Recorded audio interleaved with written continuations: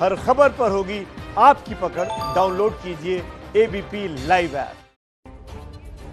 और अब भारत चीन सीमा पर बातचीत पर अपडेट देते हैं। भारत चीन में जारी छठे दौर की बातचीत मोल्डो में बात हो रही है। ये बातचीत कल सुबह 9 बजे शुरू हुई थी। सोमवार पूरे दिन पूर्वी लद्दाख में तनाव कम करने और सैनिकों की वापसी पर चर्चा हुई। ये बातचीत चीन के मोल्डो में सुबह 9 बजे शुरू हुई थी।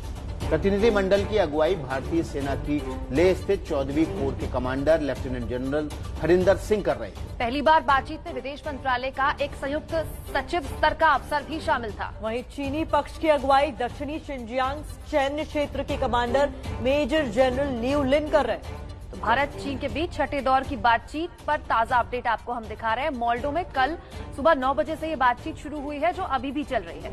और इस बातचीत से बहुत कुछ निकल कर आना संभव इसलिए क्योंकि पहली बार ऐसा हुआ है कि कोई राजनयिक भी इसमें शामिल हुआ है।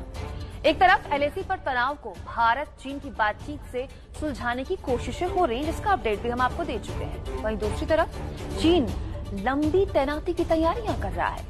चीन के लिए बड़ी मुश्किल इसलिए हो गई है क्योंकि उसने सैनिकों को इतने ऊंचे इलाकों में तैनाती का कभी अनुभव ही नहीं दिया। एलएसी पर गतिरोध को भारत चीन बातचीत से सुलझाने में लगे। वहीं चीन लंबी तैनाती की तैयारियां भी कर रहा है। बॉर्डर पर चीनी सैनिकों को नई वर्दी दी जा रही है, जिसमें सर्दी से बचाने वाली जैकेट शामिल है। इसके साथ अंदर पहने जाने वाले गर्म कपड़े दिए जा रहे हैं। ये कपड़े खासतौर पर ऊंचाई और ठंडी जगहों के लिए है। दिलचस्प यह है कि चीनी अखबार कुछ दिन पहले तक सर्दियों में भारतीय सैनिकों के लिए मुश्किलों की बात कर रहे थे, पर जब भारत ने सर्दी की तैयारी दिखाई तो चीन की सांस फूल गई। भारत ने दिखाया रसद का सर्दियों का स्टॉक पूरा है। भारत ने दिखाया सर्दियों के कपड़े दिए जा चुके हैं। भारत ने दिखाया पूरी सर्दी तैनाती की तैयारी है।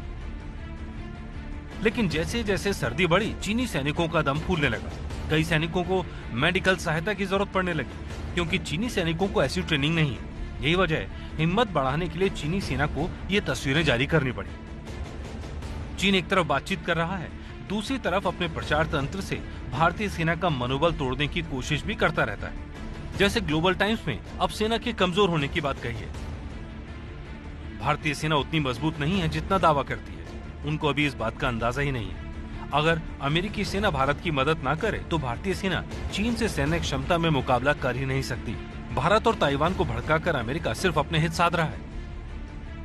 चीन एक तरफ तैनाती बढ़ा रहा है, एलएसी पर विमानों को बढ़ा रहा है, चीनी सैनिकों को ड्रेस पहुंचा रहा है और फिर भारत पर आरोप लगा रहा है कि वो गतिरोध कम नहीं करना चाहता। ऐसे में साफ दिखता है कि चीन लंबी तैयारियों में जुटा है और उसके हर कदम पर निगाह रखी जानी जरूरी है।